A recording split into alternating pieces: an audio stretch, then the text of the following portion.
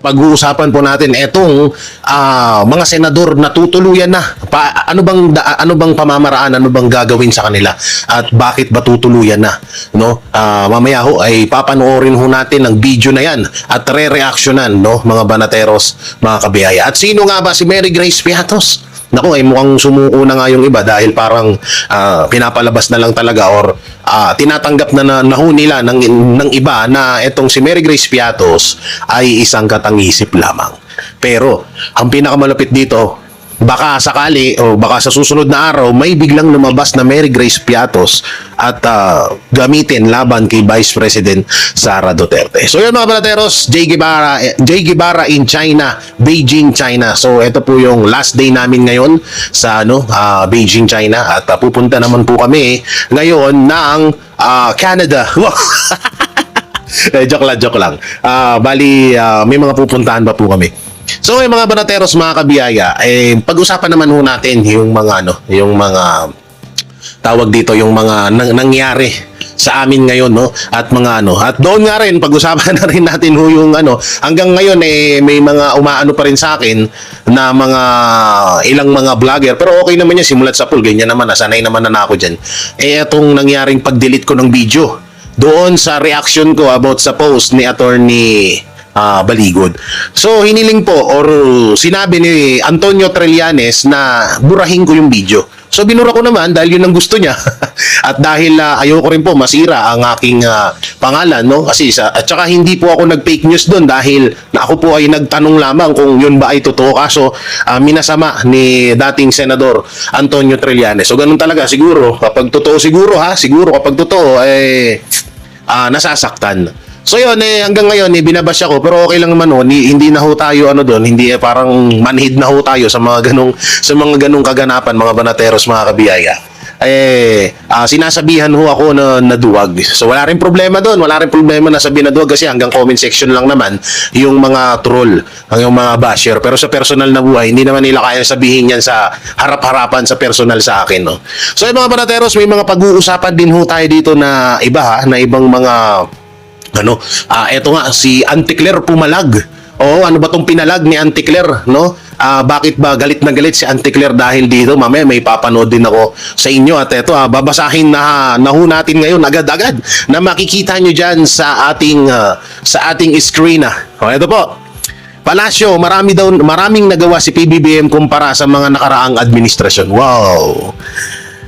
Iginiit ng palasyo na marami nang nagawa ang administrasyon ni Pangulong Ferdinand Marcos Jr. sa kabila ng wala pang isang taon mula nang magsimula ang mga isyu ng pamahalaan. Ayon kay Presidential Communication Office, PCSO Undersecretary Claire Castro, hindi makatarungang sabihin na walang nagawa ang gobyerno dahil kapansin-pansinaan niya ang mga naisakatuparang programa at hakbang kung ihahambing sa mga nakaraang administrasyon. Wow! Utang ina, marami na daw palang nagawa si Bongbong Marcos. Ang tanong, saan? Anong nagawa ni Marcos Jr.? Bukod sa pagpapakulong sa mga senador, sa mga taong tutol sa korupsyon.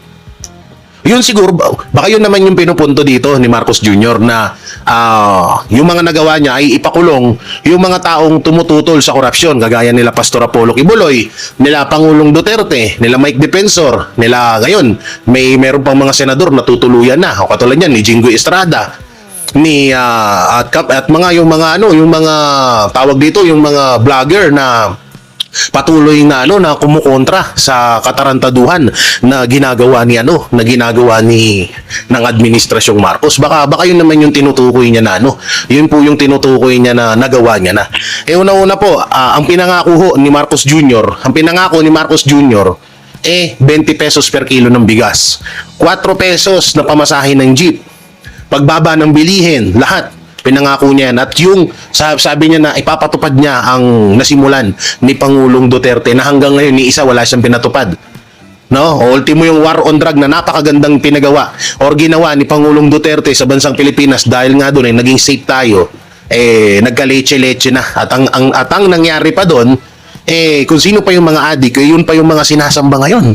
Diba? So paano masasabi na paano masasabi na maraming ginawa? Talaga sa Anticler, ang lakas ng ang lakas ng imahinasyon ni Anticler, no? So ito pa.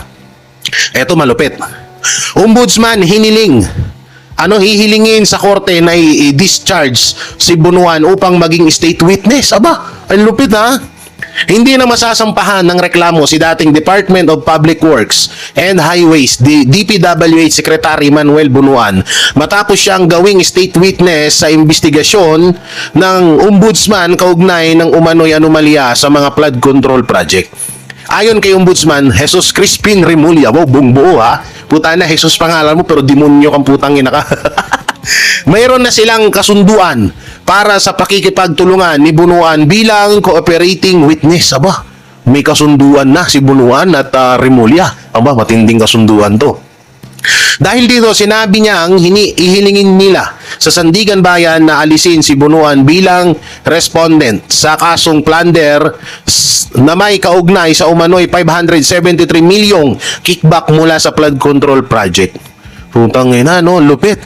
Naniniwala rin ng ombudsman na magiging mahalaga ang testimonya ni Bunuan sa pagpapatibay ng kaso at sa mga paglilinaw sa umano'y irregularidad sa mga flood control project. Ang tindi. Tanginang yan. Si Marcoleta na lumalaban sa korupsyon, si Pangulong Duterte na lumalaban sa korupsyon, si Pastor Apollo Kibuloy na lumalaban patuloy hanggang ngayon lumalaban sa korupsyon, putang na nakakulong.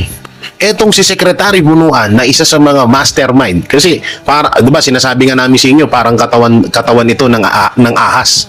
Yung ulo Malacanang, yung gitna Congress, tapos yung buntot ay yung yung ulo pala Malacanang at Congress. Yung gitna ay DPWH at yung buntot yun yung mga kontraktor kagaya nila Diskaya.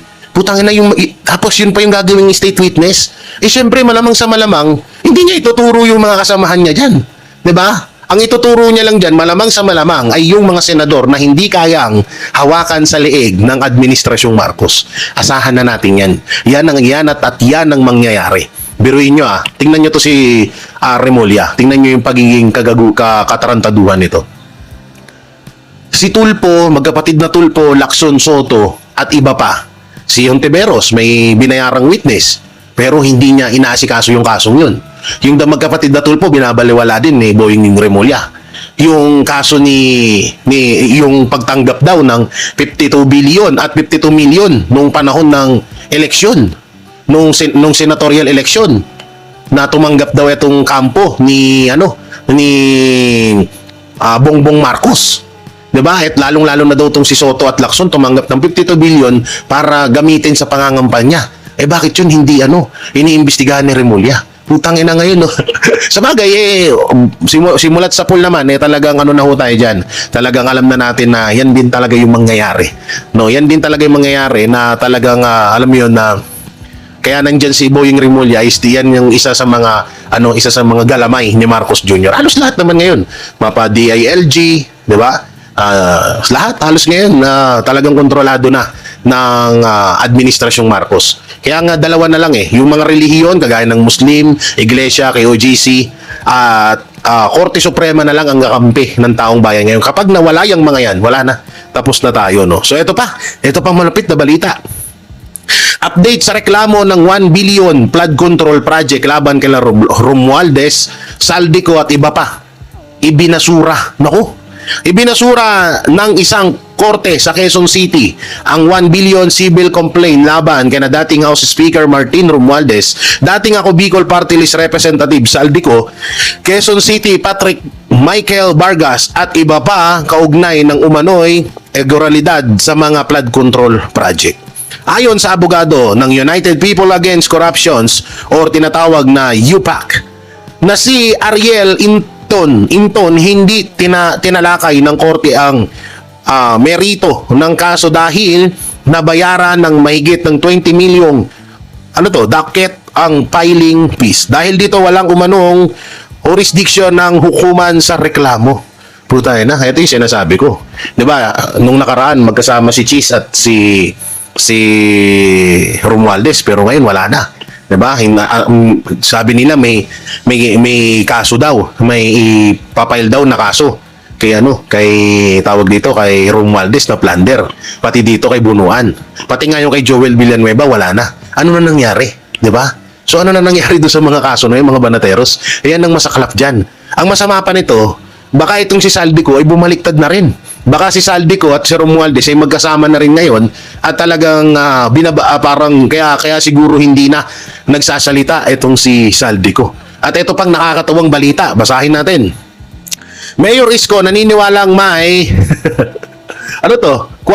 Kwalipikasyon si Vice Ganda na tumakbong pangulo sa 2028. Nanindigan si Manila City Mayor Isko Moreno Dumagoso na nasa kamay ng mga botante ang pagpapasya kung sino ang nararapat mamuno sa bansa. Kasabay ng kanyang pahayag na kwalipikado si Vice Ganda na tumakbo sa pagkapangulo sa 2028. Sa panayam matapos dumalo ang isang Pride Month celebration, sinabi ni Moreno na walang hadlang sa ilalim ng umiiral na mga kwalifikasyon upang makatakbo ang TV host at komedyante sa pinakamataas na posisyon sa pamahalaan. Hindi sa totoo lang naman din. Ang punto dito ni Isko Moreno siguro, pangkalahatan niyan, kahit sino pwedeng tumakbo, kahit sino pwedeng tumakbong presidente, di ba? Open naman ho talaga yan. Pero kung seryosohan na usapan na mananalo si Vice Ganda, siguro baka kailangan niya munang dumikit kay Marcos Jr. Dahil hawak ni Marcos Jr. ang COMELEC, maaaring manalo siya. Pero kung talagang tapatan lang, BP Sara versus Vice Ganda, putangin na parang ang layo. Sobrang layo. Una-una, mamumuno sa bansa ang isang komedyanteng hindi niya nga alam ang kanyang, alam mo yun? Sige, sabihin na natin, sige, kahit siya ay bakla. Sige, nandun na tayo sa punto, sige, bakla siya. Pero alam mo yun na malayo, maraming hindi nararapat na si Vice Gande. Una-una, yung desisyon bago magsalita, di ba? Yung mga hakbang, mga gagawin niya, anong plataforma niya sa bayan natin. Una-una, sinuportahan niya nga si Lenny. Alam naman natin na walang kwenta yung taong yun, di ba? So kapag sinuportahan mo yun, tapos ikaw tatakbo ka ngayon presidente, di parang wala lang din. Parang wala lang. Anong doon? Anong magagawa? Wala akong masyadong masabi, pero anong magagawa ni Vice President ni Vice Ganda? Di ba? Kung magiging presidente siya. At ewan ko, baka siguro nagpapatawa na lang etong tawag dito, etong si Isko Moreno. Alam niyo, sa totoo lang isa na rin to sa nasira. Baka nilulubos-lubos niya na yung pagkasira.